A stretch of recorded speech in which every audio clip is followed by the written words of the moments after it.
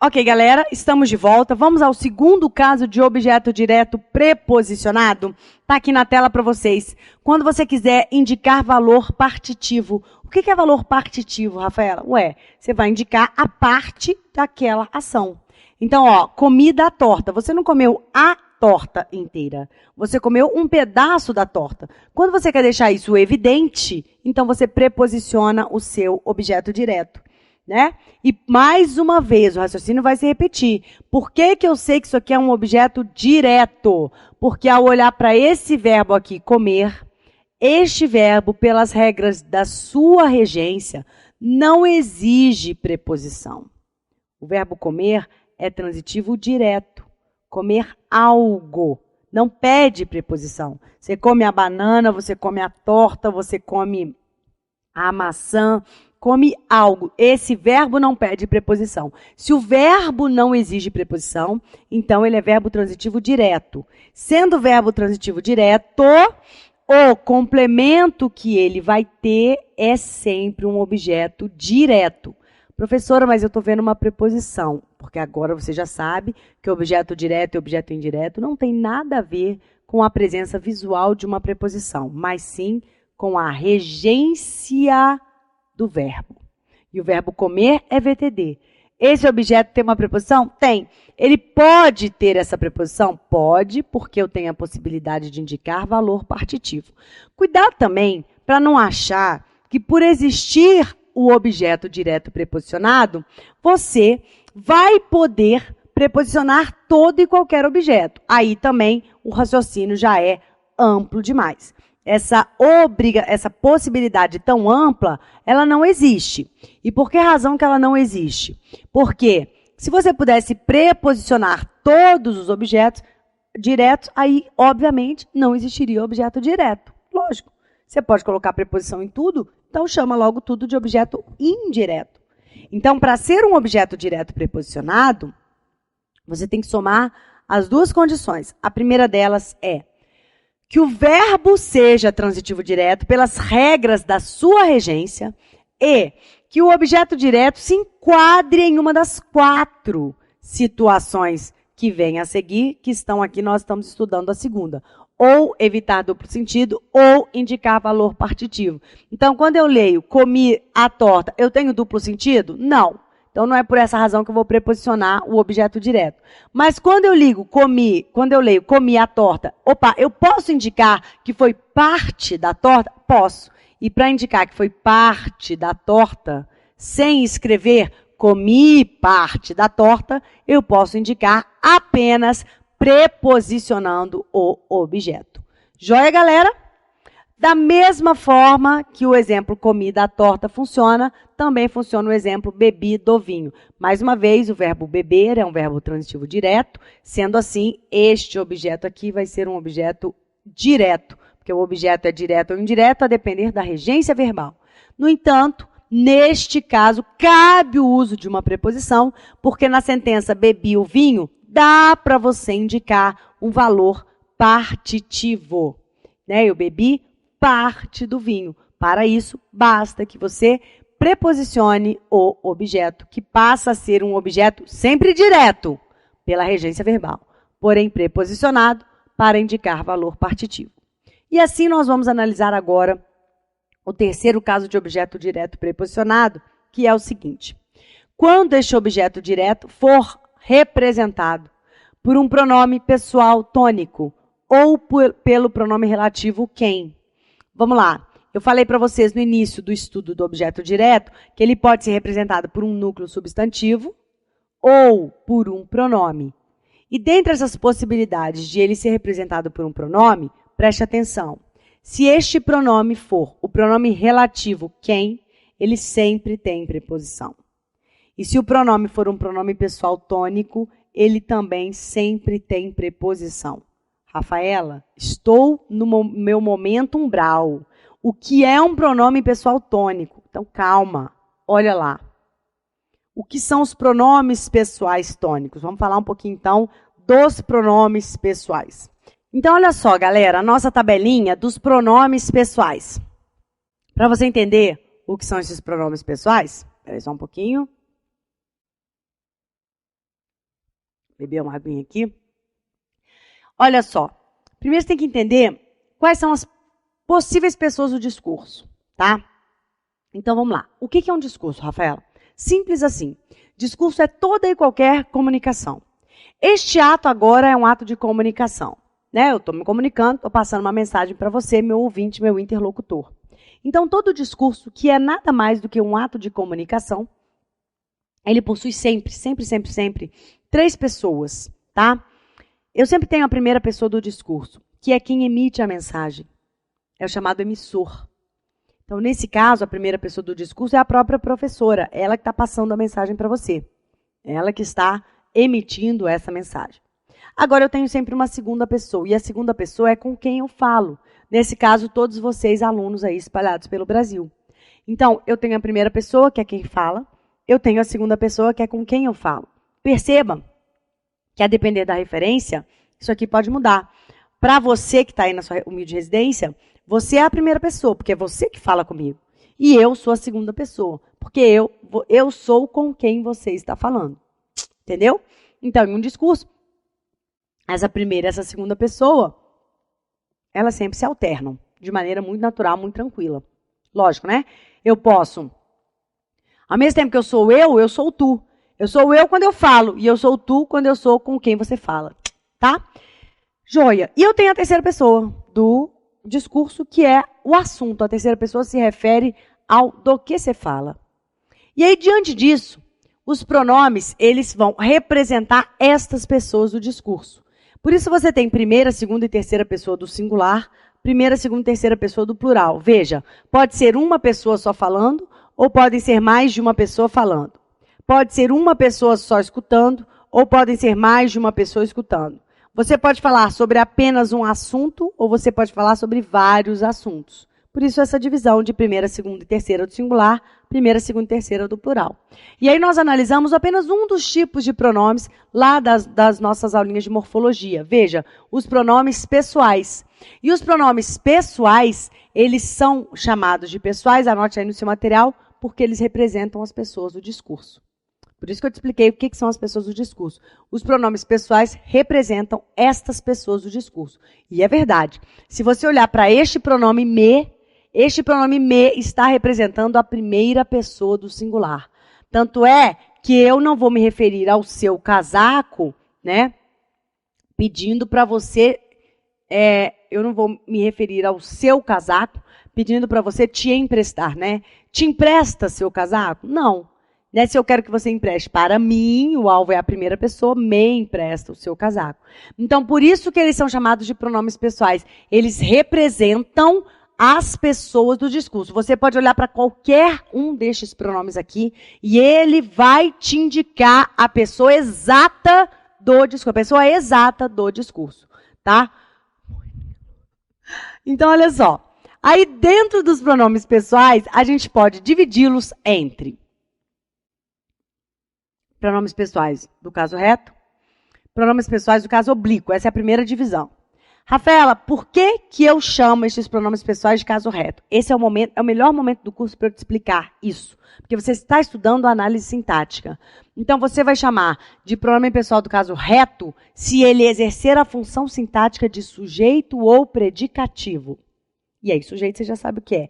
Olha como, de fato, estas palavrinhas aqui, ó, elas costumam sim exercer a função de sujeito. E além da função de sujeito, você já tem agora a nova informação de que elas podem também exercer a função de predicativo, que será passada para vocês em um momento futuro, ainda no módulo de análise sintática.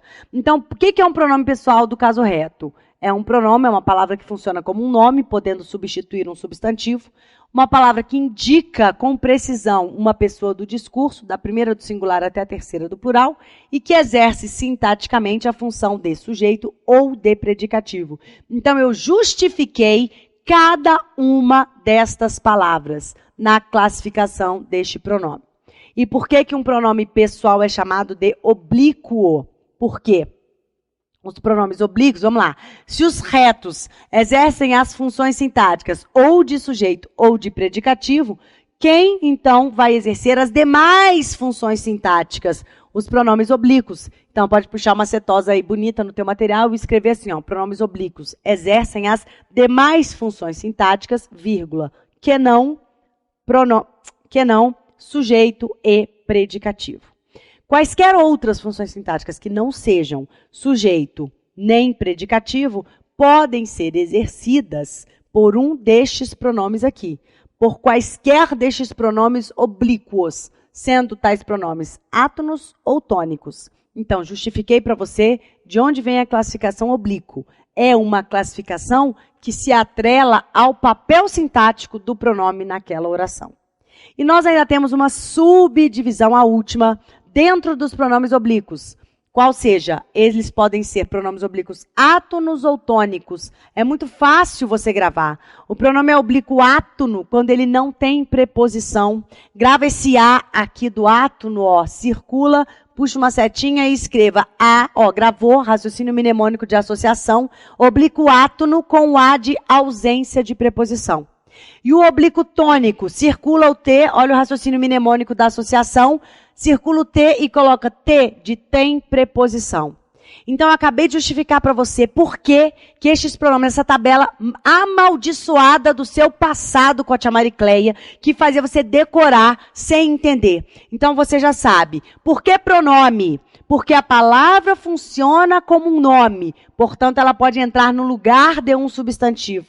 Por que pessoal? Porque a palavra indica com precisão uma das 6 possíveis pessoas do discurso, quais sejam, da primeira do singular até a terceira do plural. Observe, candidato, para qualquer palavra que você olhar para cá, você, candidato, que eu estou falando com você, candidato, com mais ninguém, você, candidato, vai conseguir visualizar qual é a pessoa do discurso a que você se refere.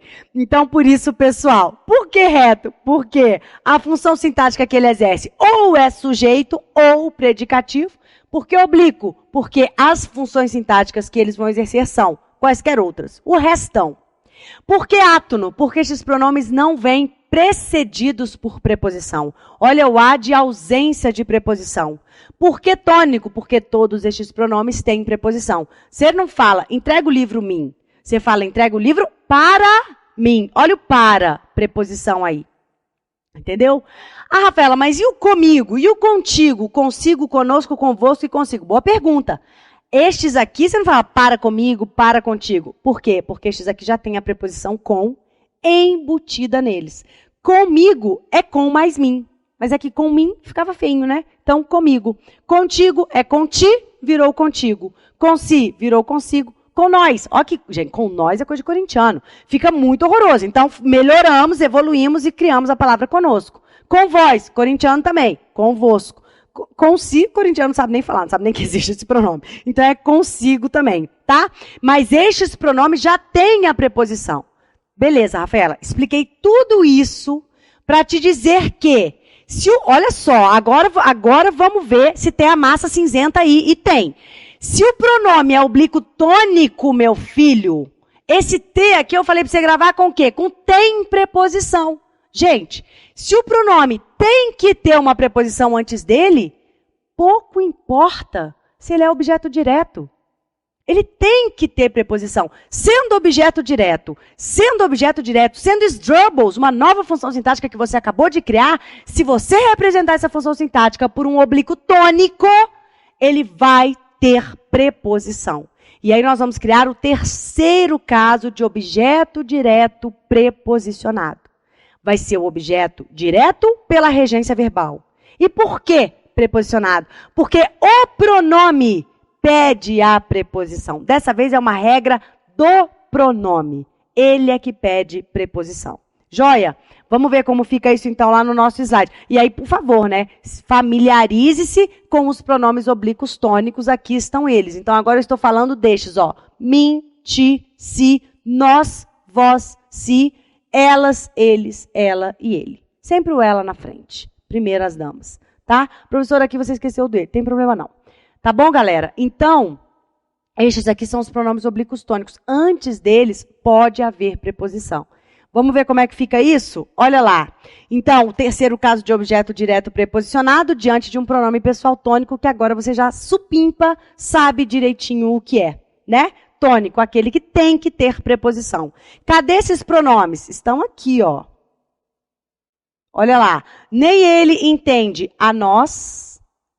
Esse pronome aqui não está lá no nosso quadro? Lógico que está. Aqui, ó, nós. Pronome oblíquo tônico. Nem nós entendemos a ele. Olha lá, o ele aqui, pronome oblíquo tônico, tá? Então, ó, agora vamos ver, por que isso é um objeto direto? Ué, olha para o verbo. O verbo entender, pela sua regência, é um verbo transitivo direto. Isso aqui é um VTD. É um verbo transitivo direto. Então, qual vai ser o objeto dele? Gente, eu já falei. O objeto, ele é direto ou indireto pela regência do verbo. Então, se o verbo é transitivo direto, ou seja, esse verbo não pede a preposição obrigatória, o objeto, meu amigo, é direto. Ah, professor, mas tem uma preposição aí. O que que tem? É um caso de objeto direto preposicionado. Por quê? Terceira situação. Você está diante de um pronome pessoal oblíquo tônico. Mesma coisa aqui, ó. Nem nós entendemos a ele. O verbo é VTD. Então, isso aqui é objeto direto. Mas e essa preposição? Essa preposição não se dá em virtude do verbo. Essa preposição se dá porque o pronome oblíquo tônico pediu. Olha que feio. Agora tenta imaginar você, em que planeta viveria uma pessoa que falasse assim, ó, nem ele entende nós, nem nós ele. Tem um planeta, uma nação aí, né, que se acha muito fiel. Realmente essa nação fala assim, mas só lá, tá? Porque no mundo dos normais, a galera que evoluiu um pouquinho, saiu do estágio primitivo, aí a gente coloca a preposição antes desses pronomes. Mas o que eu quero que você entenda é que não é devido ao verbo. E principalmente, para com essa mania que a tia Maricleia injetou na sua veia de achar que se o objeto tem preposição, ele é indireto. Isso é lenda urbana. O objeto vai ter preposição se o verbo pedir ou se for um dos casos de objeto direto preposicionado. Muito bem, doutores. Agora temos aqui o pronome relativo quem. O pronome relativo quem também pede sempre uma preposição. O pronome relativo, eu já falei bastante dele no nosso módulo de classes gramaticais, então aqui vou me permitir ser breve, porque de maneira muito tranquila isso aqui já faz parte da sua memória de longo prazo. Olha lá, ele pensava na namorada a quem amava sobremaneira. Olha o verbo amar. O verbo amar é transitivo direto. Joia? Então, que tipo de complemento que ele vai ter? Objeto direto. Essa é a regra. Mas quem que ele amava? Ele amava a namorada, que nesta sentença é representada pelo pronome relativo quem. Só que por ser um pronome relativo quem, eu tenho que colocar essa preposição. Agora, cuidado, cuidado, cuidado, cuidado. Não pense que essa preposição se dá em função do verbo. Essa preposição se dá, olha aqui, ó, olha quem manda ter essa preposição. O pronome relativo quem. Sempre que você estiver diante deste pronome aqui, quem. Agora, detalhe, né, gente? O pronome quem tem que ser relativo. Estou falando isso porque existe o pronome interrogativo quem. Se eu perguntar, quem veio? Aí ele não é um pronome relativo, lembra? O que é o pronome relativo? Aquele pronome que retoma um termo anterior. Aquele pronome que significa o termo anterior, substituindo esse termo anterior. Aqui está muito claro isso. Esse pronome relativo, ele retoma o termo a namorada. Logicamente que se eu disser quem veio à aula, eu não vou dizer a quem veio à aula. Porque tem aquele aluno que se odeia, né? E que gosta de decorar as coisas assim. Ah, a professora falou que antes do quem tem preposição. Não fala que você foi meu aluno, porque eu não falei isso, está tudo gravado. Eu falei que antes do quem, quando ele for pronome relativo, né, filho? Aí sim, você sempre tem a preposição. Beleza, galerinha? Tá aí, então, na tela para você o nosso terceiro caso de objeto direto preposicionado. E agora vem o quarto e último caso de objeto preposicionado, que é o melhor e que você tem que ter cuidado com ele. Olha só, se o objeto direto for a palavra Deus, Aqui, esse é o problema, né? Definir quem é Deus, porque tem gente que se acha Deus. Não é esse o caso, tá? É Deus, Deus lá, o Papai do Céu. Quando o objeto direto for a palavra Deus ou pessoa, desde que com verbos que indiquem sentimento. Então, vamos entender isso aqui? Dá uma olhada nessa sentença. Amo a Deus, a meus pais e a você. Olha o verbo amar. Vamos pela regência desse verbo amar. Ele pede preposição? Não. Quem ama, ama alguém. Então, o verbo é transitivo direto. Logo, doutores, todos os complementos, e aqui ele tem só 3. Olha lá. 1, 2, 3. Todos os complementos dele vão ser objetos diretos. Todos. Todos, todos, todos. Só que, lógico, você está vendo aqui, ó, que todos têm uma preposição. Por que isso acontece? Exatamente porque... Isso aqui era para circular o A, tá? Não repara, não. Exatamente por quê? Porque você tem o objeto direto sendo a palavra Deus. E aí, eu já falei para você, por uma regra de paralelismo sintático. O que é paralelismo sintático? Todos estes termos são objeto direto. Então, assim como regras, assim como linhas paralelas, estes termos sintáticos também são paralelos. Ou seja, estão lado a lado. Então, esse é o chamado paralelismo sintático, quando você tem termos sintáticos idênticos lado a lado. E aí, a estrutura deles deve ser a mesma.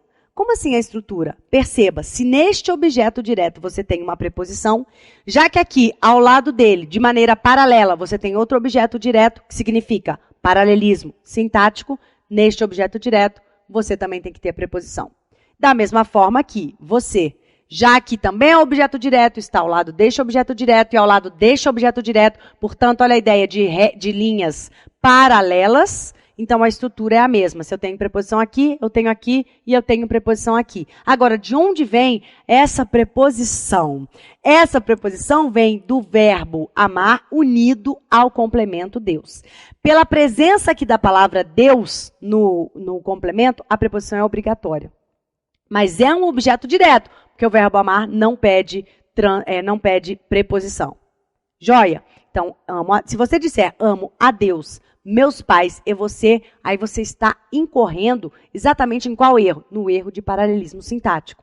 Se você tem a preposição aqui, e esse termo é igual a esse, que é igual a esse, sintaticamente falando, tem que ter preposição neste, neste e neste aqui. Joia. Então, esta é uma situação. Agora, calma, vamos analisar esta situação aqui, ó. Amo o cachorro. Ah, professora, o verbo é amar, então é um verbo que indica sentimento. Então, não posso preposicionar? Não, porque cachorro não é pessoa, tá? Cachorro não é pessoa. Lembra, o objeto direto tem que ser o quê? Pessoa. Ai, mas o meu cachorro é como um filho para mim. O problema é seu. Às vezes é até melhor, né, que um filho, que o marido, tal, não importa. Mas cachorro, tô falando cachorro, não é seu namorado, seu marido, seu noivo. Não, é o cachorro, 4 patinhas lá, bonitinho, que tem focinho. Esse cachorro é um animal. Não tem preposição para ele, mesmo que você use um verbo que indique sentimento. Beleza? Então, não é simplesmente ter o verbo que indica sentimento. Você tem que ter o verbo que indica sentimento, mais o objeto direto ser a palavra Deus. Aí ele é obrigatório. E quando o objeto direto for uma pessoa, aí cuidado, cuidado. Se essa pessoa, como meus pais e você, fizer parte de uma estrutura sintaticamente paralela, eu devo colocar preposição. Mas, se essa estrutura não faz parte desse contexto, ou seja, eu amo você. Qual é o verbo? Amar, esse verbo indica sentimento, tranquilo isso aqui. E quem é o complemento? Você. Você é uma pessoa. Ah, Rafael, então eu posso preposicionar isso aqui? Aí que tá, galera. Poder você pode, mas só se for para você indicar muita ênfase. Em CNTP, em situações normais, você não vai preposicionar isso aqui. Por quê? Porque o complemento não é a palavra Deus. Entenda, então, que para você preposicionar com o complemento sendo pessoa, essa pessoa deve vir acompanhada de uma estrutura sintaticamente paralela que tenha em um dos seus objetos a palavra Deus. Se você não tem a palavra Deus, Aí você não preposiciona. Ah, mas eu posso, tem sempre aquele aluno que vem com essas perguntas, né? Mas, professor, eu posso preposicionar? Pode, meu filho, mas entenda o seguinte, aqui é a seguinte situação, você é um homem, fez uma caguinha, deu uma deslizada aí, tá? Pisou na maionese, escorregou na maionese, aí você fez uma coisinha feia aí, e aí você precisa enfatizar, é como se você tivesse pedindo desculpas, e aí, por um efeito meramente estilístico, você pode preposicionar. Mas aí você tem um efeito meramente estilístico. O que eu quero que você entenda é o seguinte, esta sentença, eu amo você, não se encaixa nesta quarta situação de objeto direto preposicionado. Entendeu? Senão você vai sair por aí falando eu amo a você, e sinceramente, você vai pagar um mico. Por quê? Porque ela não se encaixa nessa situação. Aqui seria uma historinha em quadrinhos, uma situação bem metafórica, bem enfática mesmo. Se você tem esse objetivo, tudo bem. Cuidado, o complemento tem que ser qual palavra? Deus. E você não é Deus. Sinto informar, né? Menos um pouco. Então, aqui eu não posso colocar essa preposição. Tranquilo, galerinha? Joia, gente. O que nós fizemos? Finalizamos aqui os 4 tipos, as 4 situações em que o objeto é direto, porque ele vem da regência de um verbo que é transitivo direto. No entanto, ele pode apresentar preposição. Vale a pena memorizar essas 4 situações de objeto direto preposicionado, porque elas aparecem muito, ok? Próximo bloco a gente continua. Até lá.